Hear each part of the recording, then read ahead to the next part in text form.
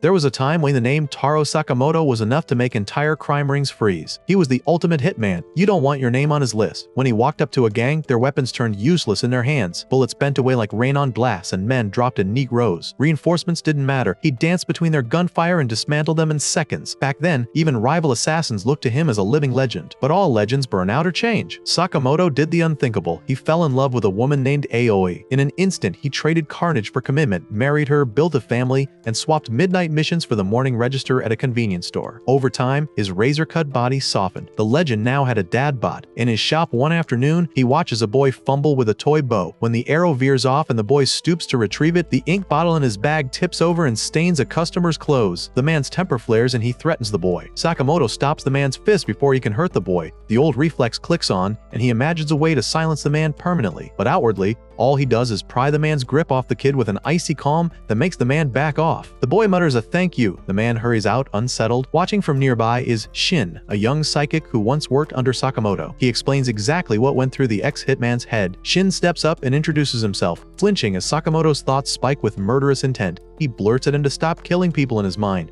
and then, calmer, reminds him of their shared past. He's shocked to see Sakamoto is running a mom-and-pop shop. He goes straight to the point and asks Sakamoto to return to the hitman underworld. But Sakamoto bluntly refuses and starts eating some noodles, which comes as a shock to Shin. Noodles now instead of the dry field rations he used to chow down. Shin tries to light a cigarette, but Sakamoto slices it and gestures at a no-smoking sign. The speed and precision tell Shin everything. The skills are intact, the instincts untouched. Someone calls Sakamoto for help, but it's just tree trimming, which Sakamoto does at inhuman speed. He assists townsfolk with the same silent efficiency he once used for hits. Shin shadows Sakamoto around town, expecting shady deals, but all he finds is errands. Shin watches and can't help calling him ridiculous. 5 years have passed since he last saw Sakamoto, but admiration bleeds through his irritation. Part of him wants to team up again. Then Shin's phone buzzes. His boss demands results. When Shin admits failure, the order shifts. If Sakamoto won't come back, kill him. Shin protests, but the organization allows no loose ends. If Shin won't do it, someone else will. That night, he turns the choice over and over, hating it but deciding that if his idol must die, he'll do it himself. The next day, he goes to the shop. He tells Sakamoto he's leaving town and, sensing suspicion, draws his gun and fires.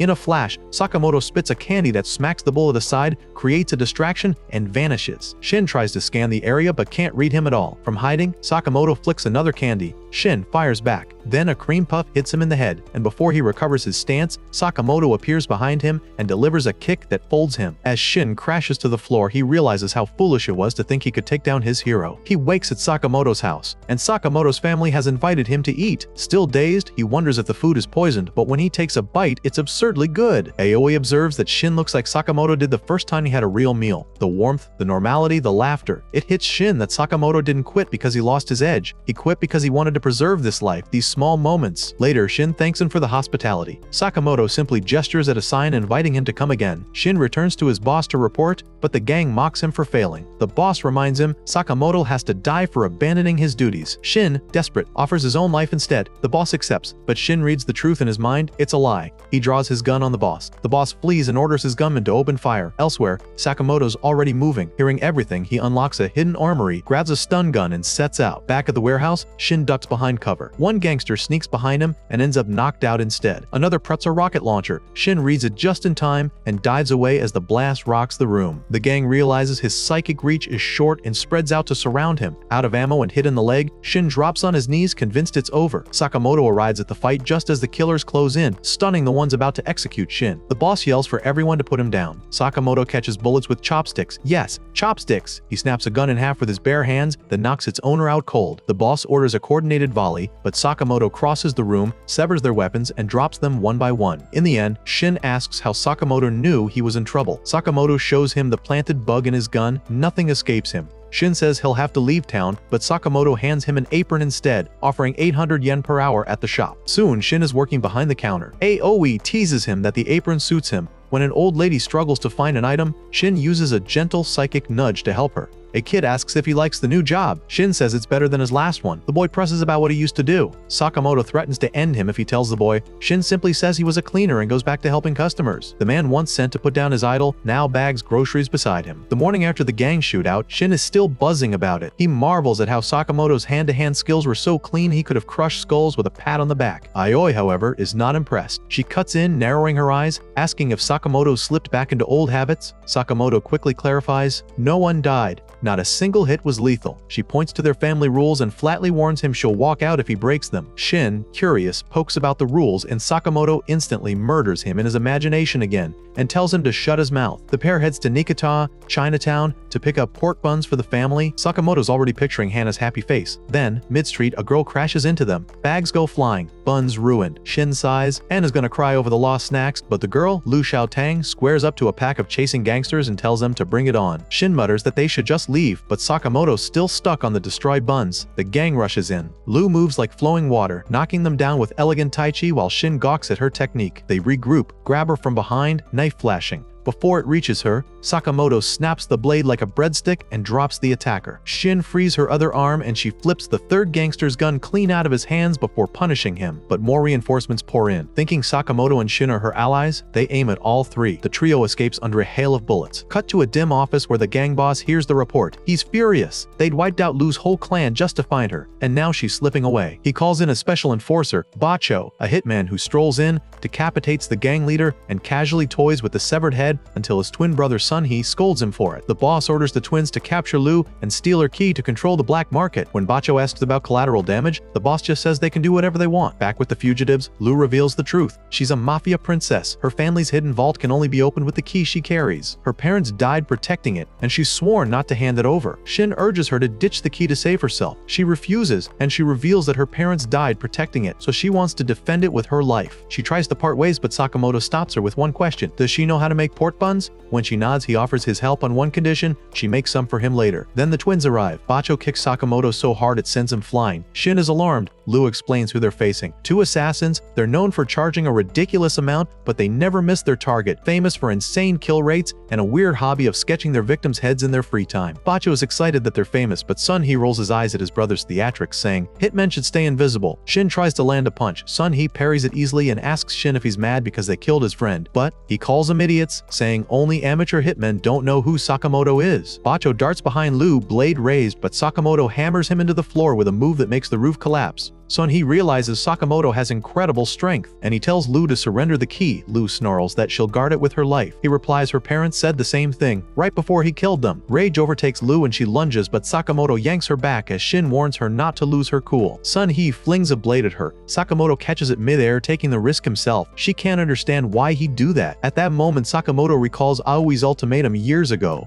He'd once come home bloody, clutching a gift for her, and she rejected it outright, saying she couldn't stay with him if it was bought with death. In a snowstorm on a rooftop, she jumped, and he followed immediately after, and he caught her as they crashed into the snow at the bottom, and she told him plainly, everyone is loved by someone just as he is concerned about losing her. Stop killing and start saving. Back in the present, Shin, reading Sakamoto's mind, tears up. The twins charge. Sakamoto parries, slips between them, still refusing lethal blows. They decide to unleash their ultimate technique, a blur of synchronized attacks, but Sakamoto dodges everything like a matador in slow motion. They double down, but he drops Bacho with a single counter and snaps Sunhee's weapon in two. Even he can't believe it. The blade was supposed to be very durable. Desperate, Sunhee goes for Lu. Shin slams him to the ground and Sakamoto finishes by smashing him under a refrigerator. Convenience store weapons. 1. Twin hitmen. Lu asks who they really are, bewildered. Sakamoto deadpans that they're just retail workers. She can't decide whether to laugh or run. Meanwhile, the crime boss waits for news, confident the twins will deliver. Instead, Sakamoto and Shin stroll in with the assassins trussed up. Lu confronts the boss, ready to avenge her parents, and ends up beating him to a pulp. Shin mutters that he deserves another beating. Sakamoto snaps his neck, him in his head again to keep him quiet. Lu stops short of executing the man, recalling her father's words, and instead uses her key to open the vault. Inside is a trove of valuables and odd items. Shin thumbs through a notebook, realizing these are the clan head's personal treasures. She wonders what her father left behind, and she sees a bottle of liquor with a note which mentions that she should drink it when she's of age. So, she decides to share it with everyone. Sakamoto shares up the mashed pork bun and points out that it still tastes good. The next day, Sakamoto drags himself back to the store, half dead with exhaustion. Shin offers him an orange juice, and then Lu walks in wearing an apron. She's decided to work there and make pork buns on the side. Shin points out she doesn't need a job, she's literally sitting on a family fortune. She calls him an idiot. Heirlooms aren't for grocery money. They bicker until Sakamoto shushes them. Shin, softening, admits he was moved by why Sakamoto quit killing. Sakamoto shows him the family rulebook. Now Shin's responsibility too. Rule 1. No killing. Somewhere, we see a group watching them, and they state that Sakamoto has a bounty of 1 billion yen on his head. Morning breaks at Sakamoto's store, and the day starts with chaos. Lu strolls in late, and Shin immediately goes off on her like a cranky shift manager. His patience drops even further when he notices a bottled detergent sitting in the fridge next to the drinks. He scolds her, asking why she'd put cleaning fluid in with the cold drinks. Lu shrugs it off, saying it doesn't matter where items go. Customers will find them anyway. Shin bets she's never held a real job in her life, but Lu casually drops that she used to help her dad bury his victims, which is a long way from stocking shelves. Shin's blood pressure spikes, muttering to Sakamoto that this girl is ruining the shop's peaceful vibe and begging him to fire her. Sakamoto, however, isn't biting. He calmly tells Shin to ease up on her, then starts issuing orders in an oddly chatty, mouthy tone. Shin and Lu both pick up on it. Sakamoto feels different, almost robotic. The door chimes, and in comes the real Sakamoto. The penny drops, the man barking orders is an imposter. After Sakamoto takes his seat, the fake tries to stab Sakamoto, but Sakamoto sidesteps effortlessly. The imposter switches to a gun, but Sakamoto's cutter flashes into view. One steel glance telling the faker he's picked the wrong target. The imposter quickly unmasks as Nagumo, a hitman who clearly knows Sakamoto. Shin wonders why he couldn't read Nagumo's thoughts. Nagumo just smirks, pleased that his trick worked on them. Shin and Lu smack him around for good measure, demanding answers. Nagumo tries to keep his cool, pretending to be 18 and working at a supermarket across the street, but Sakamoto drops the truth. They worked together in the past, and Nagumo is actually 27. More smacks for lying. Finally, Nagumo spills the real news. Sakamoto now has a 1 billion yen bounty on his head. Shin scoffs. That's myth-level money, but Nagumo insists was officially decided by the JAA the other day and already drawing dangerous attention. As if on cue, a pizza delivery guy shows up with a delivery for Sakamoto, but the delivery is a front. The guy's a hitman, weapons hidden in his belt. He pulls out pie cutters and takes Nagumo hostage, but no one is taking him seriously. Before he could say another word, Nagumo whirls behind him and chokes him unconscious, proving the bounty isn't a bluff. He even looks ready to kill the man outright, but Sakamoto stops him cold, and he asks Sakamoto if he intends to go through this bounty without killing anyone. He teases that his own group only kills other hitmen anyway, but the subtext lands. Sakamoto's retirement has made him a high-value target. Then Nagumo vanishes, dragging the unconscious hitman away, leaving Shin staring at empty space and wondering which side Nagumo is actually on. Not far away, a small crew of hired killers watches the shop through a hidden camera. They can't understand why this chubby store clerk has a 1 billion yen price tag. Their leader shuts them down. Sakamoto was once part of The Order, a notorious group whose name alone sent tremors through the underworld. Underestimating him would be their last mistake. On the other end of that lens, Sakamoto stares down the camera as if sensing their presence, and after giving them a warning, he shoots the camera off. Message received. Back at the store, Shin can't shake the feeling that sharks are circling. Sakamoto agrees, deciding they'll need to keep a low profile until they know who's behind the bounty. Just then, his daughter Hana appears, bright and bubbly, reminding him of the promise he made to take her to see the Sugar Bunny show at the amusement park the next day. He freezes, sweat beating, as the date had completely slipped his mind. The next morning, they're at the park, Hana and Aoi rushing from ride to ride like it's their personal wonderland. Mascots pose for selfies, neon balloons float in the breeze, and the Sugar Bunny stage glitters at the center of it all. Sakamoto, Lu, and Shin, though, are on edge. Hana sees only a day of fun. They see a high-value target painted on Sakamoto's back. Shin quietly tells Lu their job is to watch Sakamoto's blind spots so he can enjoy time with his family. But Lu, eyeing the crowds, doubts they can sniff out hitmen hidden among thousands of visitors. Shin explains his abilities to her, and just then he senses a hostile presence. He tells Sakamoto the hostile presence is moving in. Their eyes flick to a janitor sweeping nearby. Too clean, too quiet. While Lu distracts Hana, Sakamoto drifts toward the janitor, pen in hand. In a single motion, he jabs it against the man's pressure point, dropping him without breaking the skin. Shin and Lu wheel the body discreetly to a nearby forest. Shin inspects the wound and can't help admiring how Sakamoto hit around vital organs.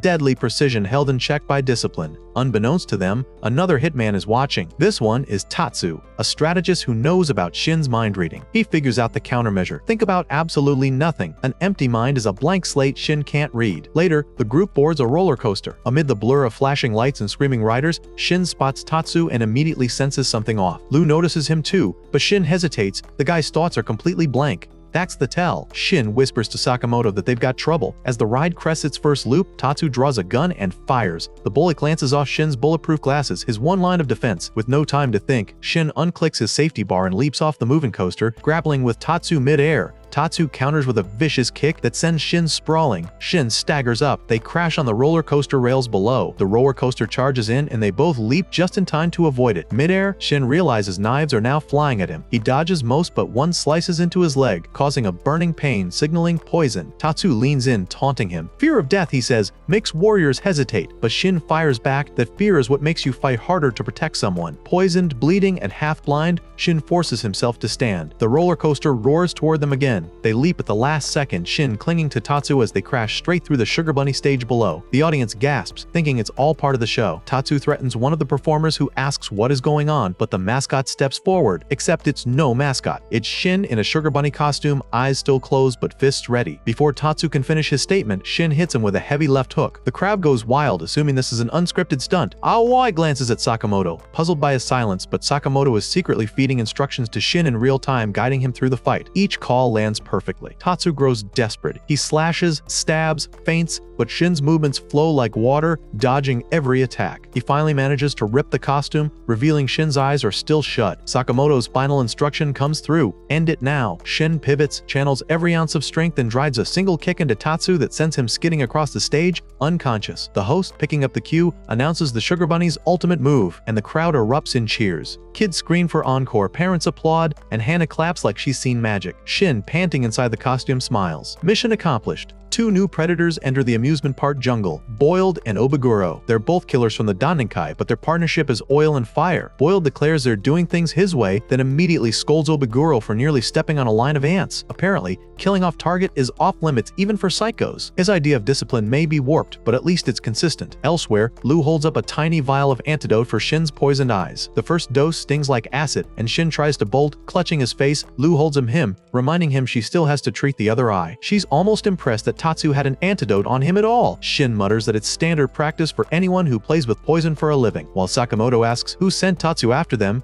Lu pricks him with his own poison blade and calmly lets a single drop of antidote fall every few seconds. An improvised truth serum countdown. Shin interrupts, reminding her that some of that antidote still belongs to his other eye. Under pressure, Tatsu confesses he's with a company called Dandenkai. Shin questions Tatsu's irony. This guy mocked them for fearing death, but he's folding under a single threat because he himself doesn't want to die. Tatsu admits he's not even full-time, he's basically a part-time assassin clocking in and out for a paycheck. When Lu asks what the JAA is, Shin explains that it's the Japanese Association of Assassins, the official registry for the top 400 hitmen in Japan, the same group he and Sakamoto once belonged to. Hana and Aoi suddenly pop up, and Hana points out the bad guy that got beat up. Thinking fast, Shin tells them they're just watching him rehearse for a show. Hana even hands Tatsu a band-aid for his trouble. The moment is so disarming, it knocks the fight out of him. As they leave, Tatsu quietly works his knife free and cuts himself loose, but something's changed. He no longer wants to kill Sakamoto. Across the park, Sakamoto and the crew finally sit down for lunch, though Shin feels his mind fogging from the antidote and knows his psychic edge is dulled. Lu suggests calling it a day, but Aoi notices their odd behavior and wonders if they're hiding something. Meanwhile, in a bathroom stall, Boiled appears behind Tatsu, and Obiguro moves in to restrain him. They lecture him for failing to finish Sakamoto. Dandenkai doesn't tolerate failure and that they're here to finish it. Tatsu thanks them for covering his shift. Obiguro gets excited over finally getting to see Sakamoto up close, but Boiled mentions the scar across his own face, remembers Sakamoto. Obiguro guesses Sakamoto gave him the scar, but Boiled says no, he just tripped the other day. Tatsu thinks they're freaks, but also knows they're the deadliest duo Dandenkai has, 100 bodies 2 years ago, and counting. He mutters to himself that Sakamoto and friends don't stand a chance. Back at the park, as Aoi is trying to get answers, Hana innocently asks Shin if they're enjoying themselves. Shin forces a smile, saying everything's great, and then proceeds to scan the crowd like a hawk. Hours pass. The family rides attractions and buys snacks. Finally, Aoi suggests they check out the haunted house, the one place dimly lit enough for an ambush. They enter the Ward of Whales, a horror-themed hospital wing dripping with fake blood and urban legends about doomed patients. Lu follows behind, pretending she's not scared. Boiled and Obiguro watch them with a hidden camera from a control room. The first attack comes fast. A zombie lunges at them from behind. Hana squeals in delight, thinking it's part of the show, but Sakamoto's hand snaps out like lightning, disabling the attacker before he can touch anyone. His license reveals he was just a rookie, a disposable pawn sent to test their defenses. Obiguro leans toward the monitor, itching for her turn, but Boiled tells her no. Sakamoto is his business. She pouts but agrees, promising to let him have the fight. The scene cuts to a memory. Years earlier, at a Hitman training center, Boiled had spotted Sakamoto hammering away at targets. Even then, Sakamoto's precision was freakishly clean. Boiled instantly liked his vibe and started hanging out with him. They were eating together. Boiled was rambling about Valentine's Day. Sakamoto swamped with gifts from admirers. When Nagumo approached Sakamoto and asked who Boiled was, Sakamoto said he had no idea, which broke Boiled's heart. Back to the present. Sakamoto floors another wave of hitmen while Lu downs more good luck remedy. Shin's nose twitches. That's not a remedy, it's alcohol. They come to a suspicious door with banging on the other side. Lu, tipsy beyond reason, pops it open. A flood of assassins pours in like water through a cracked dam. Sakamoto moves to cover his family, but the crowd is thick and the haunted house claustrophobic. Then Boiled drops in, detonating small charges to split them up. In the chaos, Sakamoto's family is pushed one way and he the other. Boiled squares up, finally face to face after 5 years. Do you remember me? He asks. Sakamoto doesn't. That cuts deeper than any knife. Shin fights off another hitman, sees Aoi and Hana on the ground, unconscious but breathing. Obiguro appears behind him and taunts him. But before he can respond, Lu, drunk, furious, and unsteady, crashes into Obiguro with a staggering kick, drunken fist style, knocking her back a step. Sakamoto meanwhile demands to know where his family is, but Boiled just tells him to find them himself. Rage flickers across Sakamoto's face as he lunges forward, but Boiled triggers an explosion and drives him into the ground. In another corner, Obiguro parries Lu's attack and shakes Lu's head like a rag doll, trying to disorient her. Her goons tie up Shin and rev a chainsaw next to his face, making it clear this isn't for show. Obiguro proposes a game. If Lu can land a hit on her every 10 seconds, Shin lives. Fail, and Shin dies. Lu's hands tremble, tears well up. The bravado is gone. She's an emotional drunk now, not a martial artist. Boiled, watching Sakamoto struggle, mutters that retirement has made him soft. 5 years ago, he was untouchable. Now maybe not. He peppers the room with more of his Super Bowl bombs. Yes, he still gives his gear cringy names. Sakamoto actually remembers him now, recalling the ridiculous labels Boiled always slapped on his equipment. But nostalgia only goes so far. Boiled unleashes his rocket dynamite punch, a bomb-assisted strike that launches Sakamoto across the haunted ward. Dust and debris rain down. Boiled turns his back, assuming the fight is over, but then he freezes. A familiar chill crawls up his spine as Sakamoto pushes himself to his feet, glasses glinting under flickering lights. The playful dad is gone. The hitman legend is back. Sakamoto calmly states he knows what Boiled's bombs are made of, and he finally remembers him. Boiled's eyes widen as Sakamoto squares his stance, aura shifting from weary to lethal. What started as a lopsided ambush is about to become a showdown. Obiguro and Lu keep fighting, but Lu dodges her and snaps back with a whip of her hair, brushing her opponent's face. She shrugs it off as luck, but Shin sees the timer reset and urges her to stop holding back. Obiguro slams Lu into the floor, thinking she's finished, but Lu just laughs through the haze of drink, swaying and gulping more from her bottle. Obiguro closes in again, grabbing for her, but Lu's slippery movements keep her out of reach and she snaps a kick across Obiguro's guard. The assassin sneers, goading Lu to try and kill her,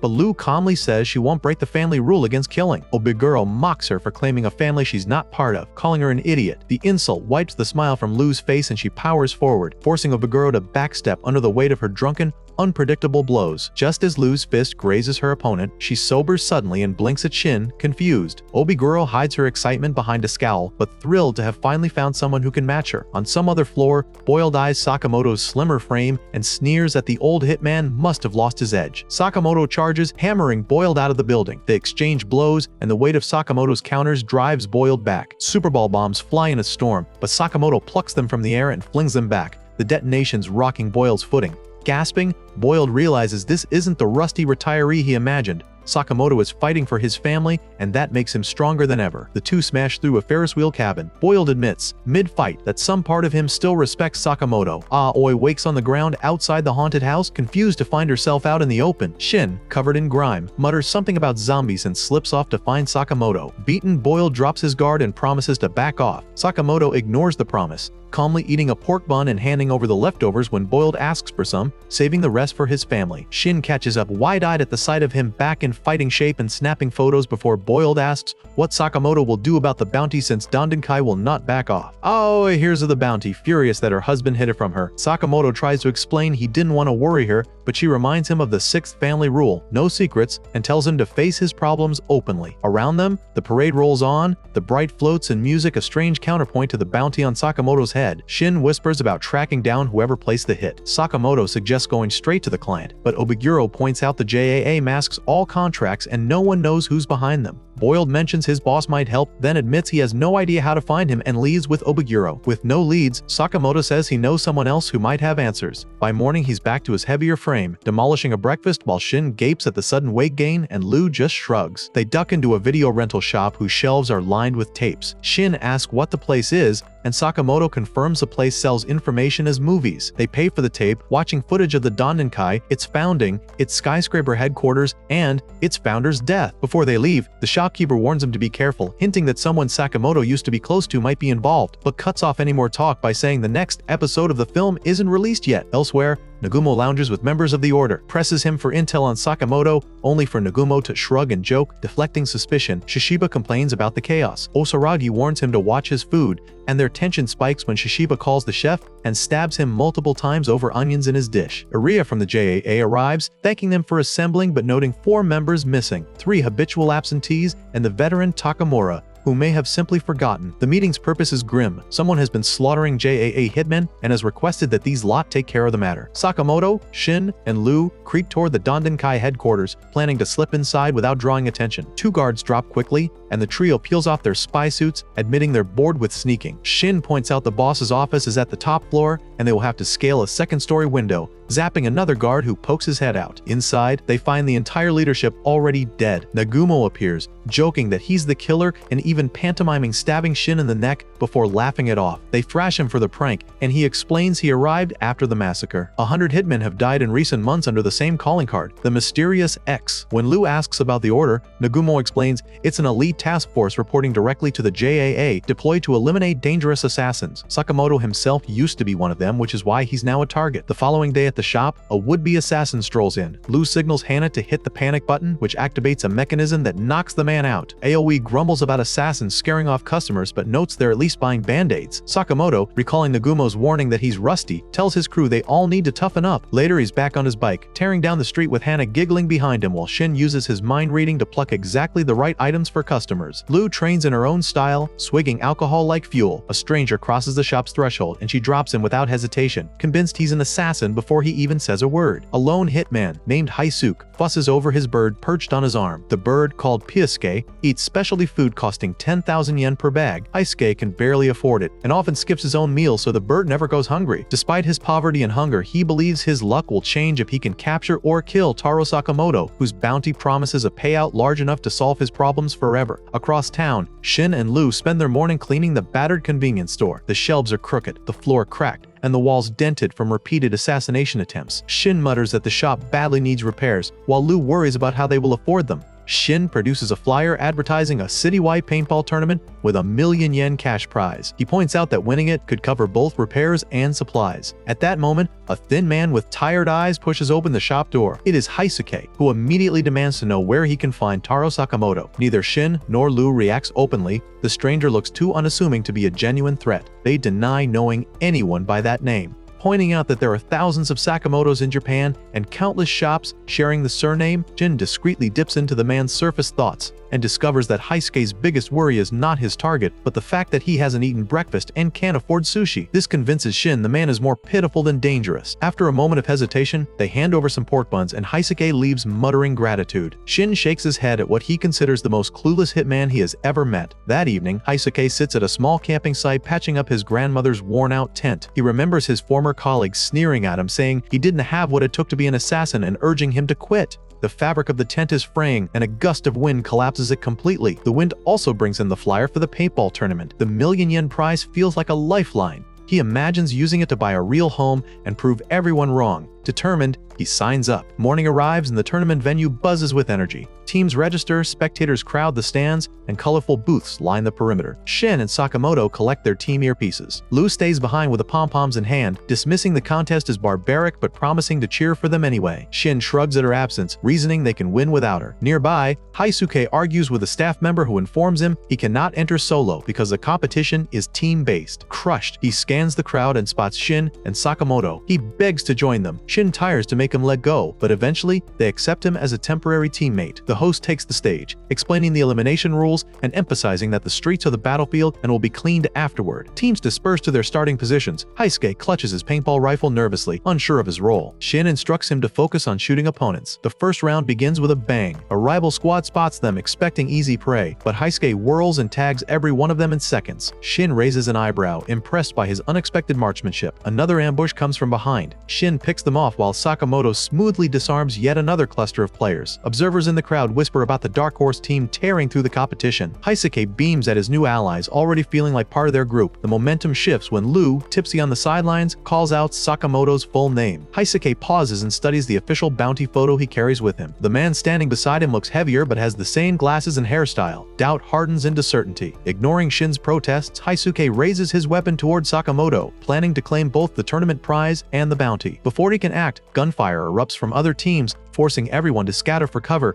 As Shin and Sakamoto return fire to clear the field, Haisuke, with his partner Pyusuke, assembles a real rifle instead of a paintball gun. Shin's telepathy senses the deadly intent just as Haisuke fires. Sakamoto slaps the bullet aside with his bare hand, the impact cracking the pavement. Haisuke realizes his target will not be easy prey. He slips away to find a better vantage point, sad but determined to complete his mission, even if it means betraying the only people who have shown him kindness. The tournament devolves into chaos. Paint explodes across walls, alleys, and abandoned stalls. Shin scans for Haisuke, but cannot locate him. Sakamoto cautions him to move carefully without giving away his position. A second shot ricochets off a mirror near Shin's head. The trajectory makes no sense until Sakamoto points out that they're spin rounds. These bullets bounce unpredictably, striking from impossible angles. From a rooftop, Haisuke steadies his custom weapon and unleashes his spin rounds at them. He thinks back to his childhood when he had no standout skills and lagged behind his peers. Discovering marksmanship felt like destiny. He swore he would become an elite sniper, yet his old employers had mocked him as a one-trick pony, shoving paperwork at him and mocking his inability to handle knives or close combat. Their rejection still burns. This tournament and this bounty are his shot at redemption. Unaware his microphone is still live, Haisuke mutters about proving he is an awesome sniper.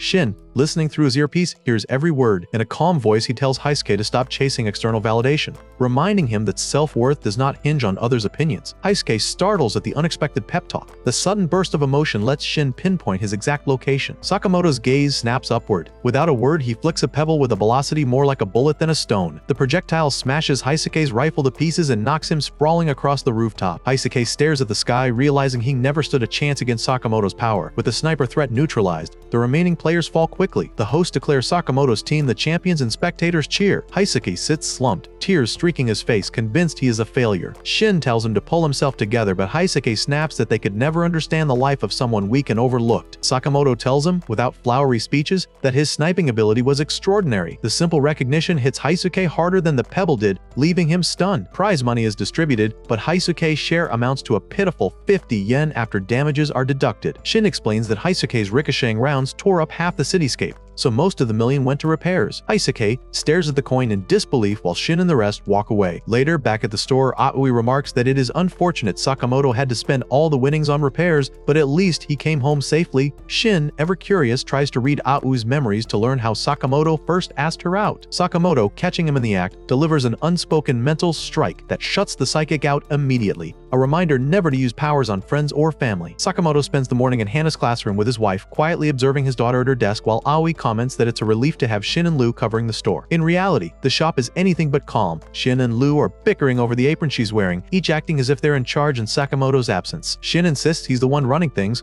Lu reluctantly agrees, but in her head she thinks he's behaving like a child, and the tension spikes when he reminds her he can hear her thoughts. She snaps at him to stop doing that without permission. Their exchange draws in Haisuke, who wanders in asking for free pork buns and ends up witnessing the quarrel. Lu complains about how invasive Shin's telepathy feels. Stung by her words, he apologizes and walks off. Left alone, she thinks about how she's never seen him so genuinely hurt. Before she can follow him, a group of men enters the store. They mistake Lu for Shin because she's wearing his name tag. Without much hesitation, they seize her, convinced they've captured their target. Their leader, Tanaka, explains to his driver, Seba, that Shin disappeared from the lab 11 years ago and must have dyed his hair and disguised himself as a woman to hide. Seba doubts this, but Tanaka is so sure of himself he won't listen. He rants about the lab's psychic experiments and how Shin was the only surviving test subject capable of reading minds, dismissing him as a creep no one likes. Lu finally lashes back, furious at the insults to Shin, and announces she's not the person they're looking for. Seiba quietly remarks that Tanaka should try listening once in a while. Shin returns to the shop just after the abduction, not long after he enters. Sakamoto arrives with his family. Shin quickly explains what happened. Sakamoto reveals he attached a tracker to Shin's name tag and can follow Lu's location. Meanwhile, in Tanaka's vehicle, the men argue about their mistake. Tanaka panics that the lab will kill them for bringing back the wrong person, but he suggests they take her in anyways and lie that Shin lost his powers. Seiba reminds him that they'll still notice Shin as female, which send Tanaka deeper into panic. Lu herself, still restrained, feels this is punishment for her harsh words to Shin. Sakamoto and Shin follow the tracker, closing in fast. When Tanaka sees Shin, he is glad they won't go back empty-handed after all. He orders his men to intercept them, and a few drop off with bikes but are easily taken out by Shin and Sakamoto. Tanaka asks Seiba to help, so he asks Tanaka to take the wheel, and the driver dismounts and climbs to the top of the car to face Shin, irritated with his incompetent boss. As Shin approaches, Seiba activates his invisibility cloak, knocks Shin off onto an oncoming car, and goes after Sakamoto. But Sakamoto, able to sense his position, grabs him by the neck. Desperate, Seiba stabs the bike's fuel tank, triggering an explosion that lets Tanaka's group escape. Sakamoto notes the tracker signal has stopped at the Okutabe Museum and deduces that's where they've gone. Shin fills him in on the lab, describing a bizarre but usually harmless research facility buried beneath the museum. The two head for the museum. It's crowded, and two cheerful attendants greet them at the door, offering a souvenir photo. Shin is in a rush but finally agrees, buying an expensive print because he likes how the dinosaur prop in the photo covers their faces. Wearing dinosaur heads as a disguise, they move deeper into the building. Underground, Tanaka drags Lu before his boss, Kushima. Kushima immediately notes she looks nothing like Shin and threatens to kill Tanaka for lying. Seiba betrays his boss, claiming to know where the real Shin is, and Tanaka is dragged away with Lu. Above, Shin finds the hidden door to the basement. Typing in the old password triggers an alarm. Mechanical bears attack immediately. Sakamoto destroys one, while Shin uses a spear to finish another. The system escalates, activating a robotic dinosaur that lashes its tail across the room. Sakamoto holds back, thinking how much Hana would enjoy seeing it. Shin spots a device inside its mouth and suggests using an electric gun to disable it. The first shot briefly halts the dinosaur, but it reboots and smashes Sakamoto's pistol. Irritated now, he lunges forward, rips into the device, and pulverizes the robot with a single blow. Down below, the scientists hear the chaos but are forced to get back to work. One named Ishikawa protests that they haven't slept in 3 days and the project will never succeed. A guard kicks him and threatens to kill him if he doesn't keep working. Sakamoto and Shin arrives in time to knock the guard out. The scientists recognize him and quickly explain that the lab has been taken over by assassins led by Kashima, who ordered them to invent new weapons. The director of the lab is imprisoned on the lowest floor. Shin and Sakamoto want to go after him, but the scientists warn them about the floor boss approaching. They cram the two men into a locker just as Horiguchi, the leader, walks in. Elsewhere, Tanaka pleads for release from his cell while Lu kicks at the bars. A man named Asakura, the imprisoned director, tells her the bars won't break with a rock, but hints he has a plan of his own. Back upstairs, Horiguchi suspects the scientists are hiding something. When Ishikawa tries to play innocent, Horiguchi stabs his hand. Shin can't watch anymore and steps out of hiding. Horiguchi recognizes him as a threat to the research and declares he'll demonstrate the beauty of his work. With that, he stabs Shin from behind with a syringe, inserting a needle into his head that scrambles his brain signals and disrupts his speech. Shin struggles to land a hit as his body misfires. Sakamoto bursts from the locker and knocks Horiguchi out with a single punch. Free at last, he quips that he can finally help Shin clean up his childhood home,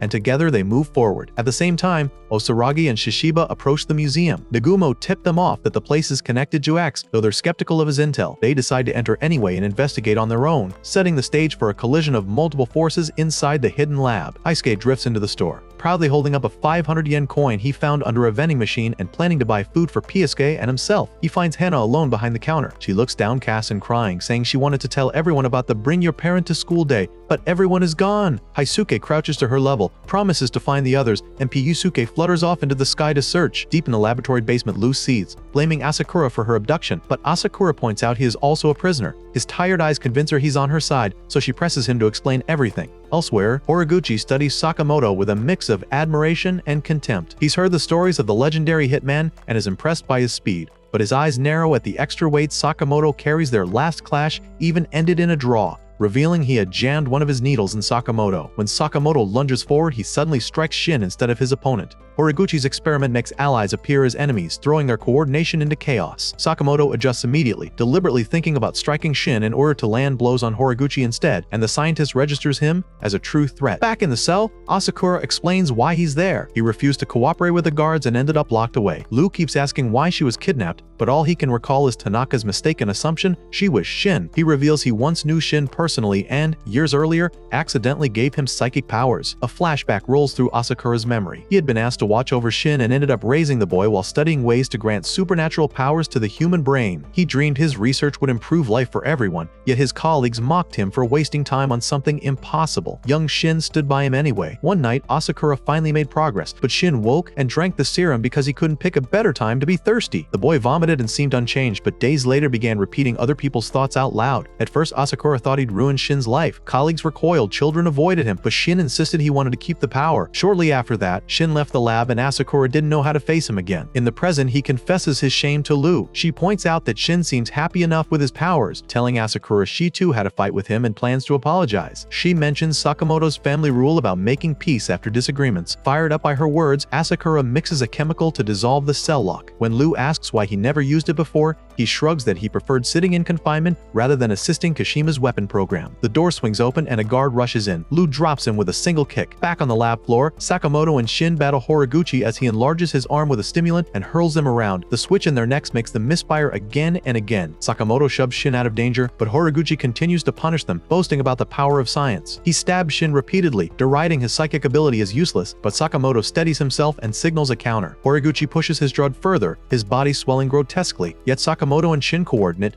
baiting him into attacking in the wrong direction. Shin feints, pivots at the last instant, and the strike lands on Horiguchi instead. Sakamoto then surges forward, unloading a brutal combination that blasts the scientist across the room, knocking him out. The remaining researchers scramble to remove the control needles from Sakamoto and Shin's necks. They apologize to Shin for what he went through, but he answers calmly that he's content working with Sakamoto. Ishikawa thanks Sakamoto for protecting the boy. Shin marvels at how agile he is despite his bulk, earning himself another silent death glare inside Sakamoto's mind. They push deeper toward the lowest level. Sakamoto warns Shin not to underestimate the Order's elite and tells him to play dead if he encounters one. A hidden trap door triggers suddenly, and Sakamoto shoves Shin clear, falling into darkness himself. Elsewhere, Kishima confers with Onigahara and Takamido about the slaughter of their men by Shishiba and Osaragi. Recognizing the intruders as members of the Order, he steels himself for a confrontation. Shishiba demands information about X and lists the lab's crimes, manufacturing illegal weapons and using hostages as forced labor. Kishima's subordinates surround Shishiba and ask for permission to strike, and Osaragi decapitates them before they can register Kishima's go-ahead. Grief flickers across his face as he mutters about their families. Then he unscrews his own prosthetic arm to reveal an embedded weapon, insisting his enemies don't deserve to be called hitmen. Shishiba mocks the hypocrisy. Kishima has murdered countless people on orders and now claims moral superiority. Kishima slashes Shishiba across the chest. Before he lunges again, Shishiba breaks his neck, confirming his link to X. They start to leave, but Kishima rises again, his artificial skeleton negates getting his neck broken. At that moment, Sakamoto crashes through the ceiling into their midst. Shishiba greets his old comrade and introduces him to Osaragi, who sizes up the rounder Sakamoto and thinks he resembles a teddy bear. Kishima growls that he remembers Sakamoto as the only man to wound his boss, and vows to kill him as an offering. Meanwhile, Shin navigates the basement corridor, sensing danger just in time to dodge Siba's ambush. He demands to know where Lu is, but Siba answers that he only follows orders. Siba mutters about earning enough money to retire early and not liking overtime, so he wants this job done fast. His invisibility makes his movements impossible to track, and even though Shin reads his mind, he still struggles to guard against attacks he cannot see. Siba pounds him again and again, urging him to put up a better fight before he clocks out. Back upstairs, Sakamoto squares off with Kishima, realizing his opponent may not even be human. Shishiba and Osaragi warn him to retreat, but Kishima sends him flying. Osaragi doubts Sakamoto's chances yet. Shishiba, remembering his friend's past, predicts he'll pull through. In the basement, Siba finally manages to stab Shin, who smears his own blood on Siba's body and says something under his breath. Before Siba can ask what he said, a shot rings out. Haisuke has arrived, rifle in hand, stepping into the fight at last. Kishima calls Sakamoto pathetic, sneering to him that he does nothing but dodge. Sakamoto, calm but firm, warns him to leave because the lab is important to Shin. Kishima refuses. In his mind, the laboratory represents the future of the hitman industry, and he is convinced Sakamoto's friends are being slaughtered elsewhere. He charges a blast from the cannon hidden inside his mouth. Sakamoto flips a pencil into place and blocks the shot, forcing it to explode back on its owner. He barely flinches, mentioning that Shin and the others can handle themselves. Somewhere, Lu and Asakura are making their way through the lab. On another floor, Shin compliments Haisuke's timing and silently compares him to a storybook hero,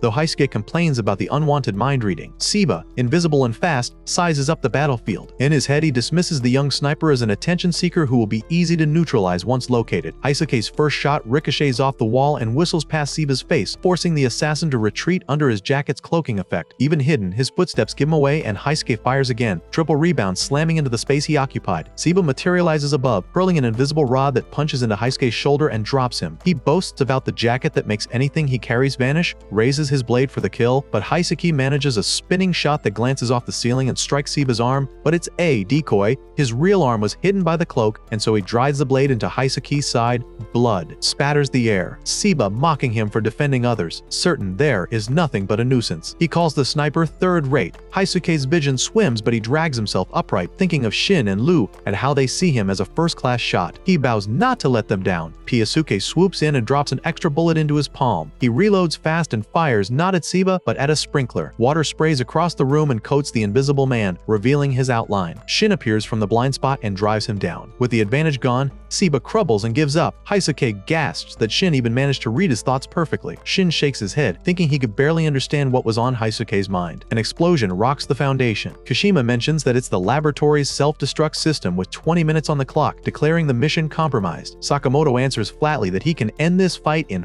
5 minutes. Kashima rushes forward, bragging about the arsenal built into his body, a product of the same laboratory. Sakamoto answers by pulling out nothing but office supplies. When Kashima fires his hand cannon several times at Sakamoto, Sakamoto dodges them with ease and snaps his mechanical pencil into attack, flicking the thin lead puncturing one of Kashima's cybernetic eyes. As Kashima prepares to retaliate with the other eye, Sakamoto smacks a sticker across the lens, plunging his opponent into darkness, then drives him through a wall. Kashima reels, muttering that Sakamoto is a hypocrite for calling him third class while being unable to beat him. He claws back to his feet, claiming that his boss was the only one to accept him. Both fighters leap as a train screams past beneath the lab. Kashima hurls wires to snare Sakamoto and drags him like a hooked fish, but Sakamoto snaps the cords with a paper edge and slams him into a concrete pillar. In a nearby cab, the train driver prays for something exciting to break the monotony of his route and gets his wish as the two combatants crash through his carriage. Sakamoto, having lost weight once more, slams Kashima into the side of the train. Memories flicker through Kashima's head. The day he butchered a gang tormenting a stray cat. The disgusted stares from bystanders the moment his boss appeared and praised him for dirtying his hands when no one else would. The boss carved an X across his mouth as a sign of acceptance. Back in the present, he roars about fulfilling his boss's dream. An elderly passenger boards the train, and Sakamoto instinctively tells him to stand aside and shoves him into a confined space, giving up the priority seat. Kashima realizes he couldn't keep up with Sakamoto as he joins him. Sakamoto batters him within the confined space. Bullets spark harmlessly off pencils and staplers. Kashima fires a chest cannon, blowing Sakamoto out of the car. Sakamoto tumbles free, lands on an adjacent train and leaps back inside to continue the fight. Passengers scatter as Kashima throws them like projectiles, but Sakamoto catches every one, even handing a boy some cookies before decking Kashima again. At the next station, he smashes through the villain's armor and leaves him in a heap. He calls Shin over the radio, reporting the victory. Shin answers through the roar of collapsing ceilings that the lab is still primed to blow. Sakamoto orders him to evacuate. Inside, the complex scientists panic. Rubble crashes toward Lu, but Shin dives in and shields her. They exchange apologies, each admitting to being too harsh before.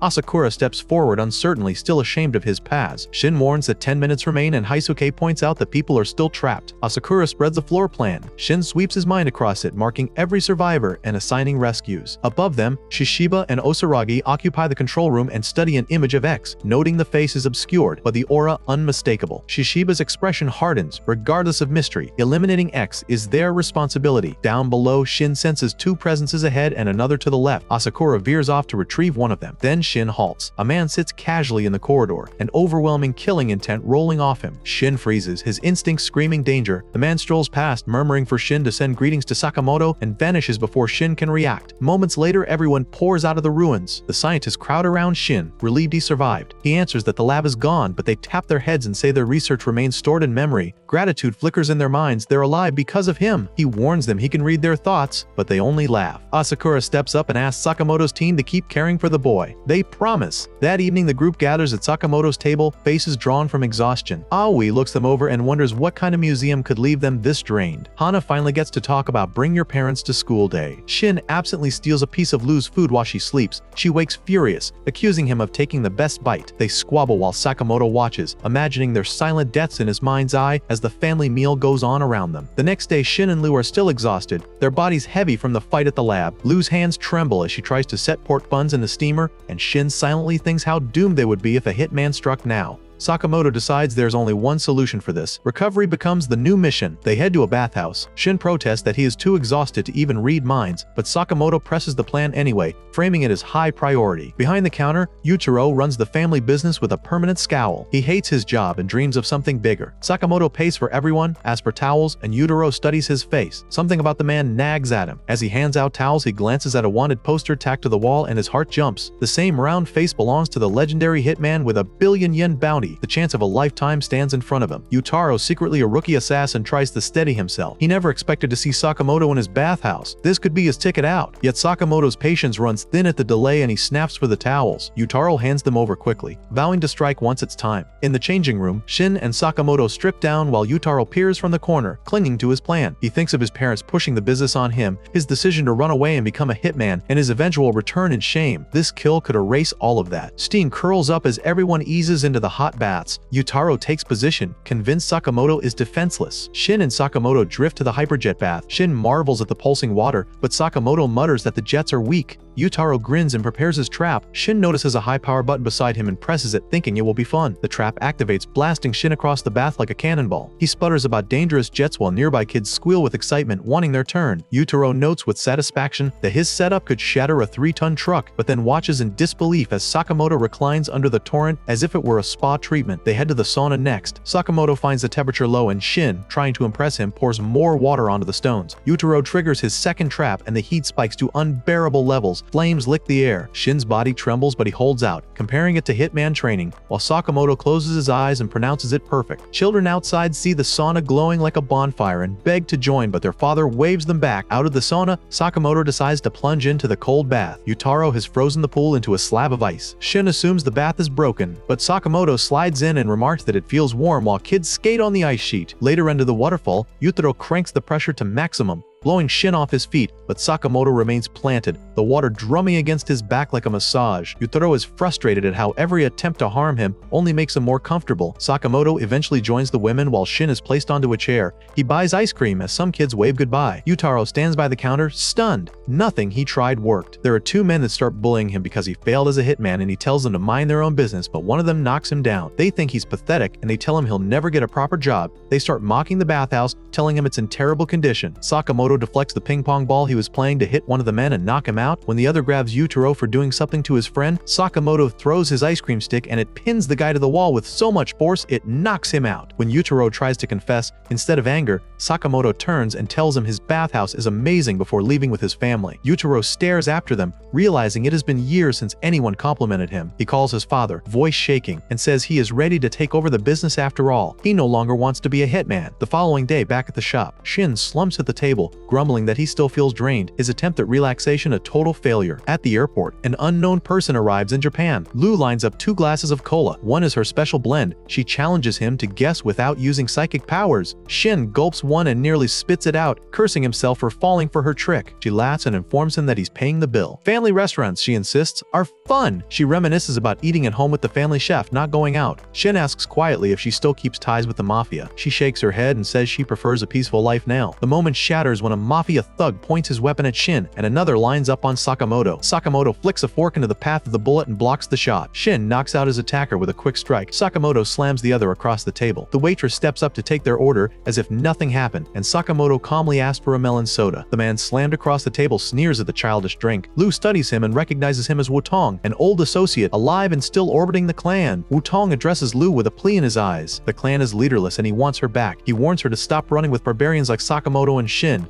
Lu refuses, saying she is done with the mafia. Wu-Tang's nose suddenly gushes blood at her cuteness and she cries out in embarrassment. Shin cleans her up while she tells the others who the guy is. Lu Wu-Tang, a clingy advisor to the mafia, Shin is reading Wu-Tang's mind and discovering that the man always took pride in guarding her from the shadows. To Shin, he seems completely unhinged. Lu, however, stays calm. She states firmly that she wants to stay with Sakamoto. Wu-Tang realizes Taro Sakamoto, the legendary hitman, has become an obstacle and proposes a wager the mafia way. He promises information about the person who placed the bounty on Sakamoto if they win. Lu accepts before Shin can object. He warns her of the stakes. If they lose, she will be dragged back to the mafia, but she remains confident they can win. Wu-Tang leads them into an underground room, telling them to change clothes so they do not attract attention. In crisp formal wear, they follow him into a casino glittering with lights. Lu realizes their battle will be one of money, not fists. Wu-Tang's subordinates hand over chips worth 30 million yen. A starter gift for the challengers. The rules are simple. Make more money than him in 2 hours. Wu-Tang leaves him at a table with a smile. Lu turns to Sakamoto and Shin and suggests using Shin's psychic abilities to tilt the odds. They nod but quickly admit they know nothing about gambling. She swallows hard. Wu-Tang is not a fighter but a strategist. Against him their chances are thin. Across the floor a crowd gathers as Wu-Tang flips cards and wins pot after pot. His stack explodes to 90 million yen in minutes. The crew watch in disbelief as Wu-Tang declares that he will get Lu back no matter what, willing to stake everything to do it. Shin stares at the mountain of chips and considers splitting them up, convincing himself that gambling is just luck with shiny tokens. Lu reads the room differently. Wu-Tang set this up because he knows something, a trick hidden behind that calm facade. He explains the truth with his actions. Gambling isn't chance, it's calculation, it's psychological warfare dressed up as games. Wu-Tang pushes all his chips forward, wins the opening hand, and turns his attention to Sakamoto's team, daring them silently to keep up. Shin knows nothing about odds or card counting, but pride nudges him to try anyway. The other players see him fumbling with chips and cards and peg him for an easy mark. He swallows his nerves and leans in, determined to prove them wrong. The game begins and the table moves like a living thing around him. He can't follow the rules, but he can feel the bluffs. Lu catches on instantly. Shin's lack of skill is obvious to everyone, and she begins to panic. Cards slip from his hand and the other players catch sight of them. They think they've already won. They press their advantage, bluffing hard and telling him with their eyes that he will lose everything. But Shin reads the thoughts bubbling above their smiles. They're bluffing. He shoves his entire stack forward and wins 12 million yen on the spot. Elsewhere, Sakamoto drifts to the roulette table, placing chips on red with deliberate slowness. The dealer smirks. A magnet hidden beneath the wheel tilts the odds to black. The ball spins and begins to slow, but Sakamoto flicks one of his own chips into the wheel to keep it moving. The magnet's pull loses rhythm, and the ball lands where he wants. Another quiet win. Across the casino, Wu-Tang's subordinate reports in on Sakamoto and crew, saying that the strangers keep winning, perhaps by cheating. Wu-Tang tells him not to interfere, expecting as much. His own genius intellect hums at the blackjack table. He memorizes every card, counts every probability, predicts when a 10 will appear as easily as breathing. The memory of his past flickers at the edges of his mind. Younger, weaker, kneeling on a street while clanmates beat him bloody. Then Lu stepped in, attacking one of them and scattering the rest. She recognized him as a relative and asked why he endured the abuse. He let them because he wanted them punished later, but even he knows it was a flimsy excuse. She called his mind a weapon, the first person to ever tell him that. That single moment rewired his life. He would be the brain of the clan. He would rise by thinking, not fighting. Now, back in the present, his stack of chips rivals Sakamoto's team. He proposes a tiebreaker, his subordinates muttering about guns and easy solutions, but he waves them back. He chooses a card game simple enough even amateurs can follow. Poker. The team holding the joker at the end loses. Shin plans to cheat by reading Wu-Tang in his men's mind, but freezes when he notices Lu's eyes watering. She's holding the joker. Wu-Tang picks up on it instantly, playing off her expression. Yet in an unexpected act of gallantry, he draws the joker himself, hiding his move so she will smile again. Shin goes to draw from Wu-Tang's hand and reels back as Wu-Tang's mind floods his own. Complex calculations slam into his skull, numbers and probabilities spiraling faster than he can track. His psychic gift overloads and he collapses. Wu-Tang's plan works. His subordinate scoops up the joker and turns to Sakamoto. Sakamoto picks a card, lands on the joker but instantly swaps it back. Sleight of hand so smooth the table barely notices. Wu-Tang does. He warns him, letting him know another cheat will end it. The game narrows to Sakamoto and Wu-Tang alone. The joker sits somewhere between them like a live grenade. Wu-Tang studies Sakamoto's blank face, praises it, then lunges for the card he believes is safe. Sakamoto grips it hard and switches again in the instant of he lets go. Wu-Tang flips the card and sees the joker staring back at him. The shift in the room is immediate. His own subordinates, sensing weakness, stop the game. They sneer, calling him a nerd, dismissing the very brain that brought them wealth. For a heartbeat he feels the old humiliation return. Then he remembers Lu's words. His mind is his weapon. He steadies himself. This is exactly the moment he planned for. If they betray him, they will also discover their guns wired to explode. He watches them fumble at their weapons, and Sakamoto moves first, knocking out many mafia men, and using billiard balls as improvised projectiles, Sakamoto knocks them out with precision strikes. One man tries to run but freezes when Wu-Tang fires a few shots at him, proving his was bluffing about wiring the guns to explode when fired. With the fight finished, Wu-Tang speaks to Sakamoto. He argues that he put Lu in harm's way and that anyone who endangers Lu doesn't deserve to protect her. Sakamoto only sees a man who once protected someone important to him and recognizes the desire. That kinship, unspoken, breaks the tension. In the aftermath, he reveals what he knows. Slur is the one who placed the bounty on Sakamoto. Lu presses for more, but he explains that nobody knows Slur's real name. He offers instead a trail of blood, a prison in Southeast Asia where 4 death row inmates supposedly died, their faces burned off and an X painted on the wall. In Japan, people have been murdered with the same methods the 4 were famous for. They likely faked their deaths and slipped into the country. Across town in a dim restaurant, the 4 convicts eat lunch like a pack of wolves. Dump sips juice and listens to the whispers about them. Saw leans back and reads Japanese manga. Apart picks at his burger, complaining about pickles until Minimalist swallows a burger and eats it whole, tosses in a few bags of chips. Kishima joins them, sliding a list of targets across the table. Sakamoto's name gleams on the page. Saw doubts the threat, thinking Sakamoto looks soft, but Kishima warns them not to underestimate the targets if they value their lives. Minimalist squeezes his table into a ball, promising to eliminate everyone within a month. Back with Sakamoto's group, Wu-Tang pockets his paycheck and urges them to flee. The convicts are beyond anything they've faced, he insists, but Sakamoto is determined. Dangerous or not, they are the path to Slur, and that makes them his next mission. Wu-Tang stares at him as if he's insane. Lu and Shin share the determination. They've chosen to stand beside Sakamoto no matter how high the stakes climb.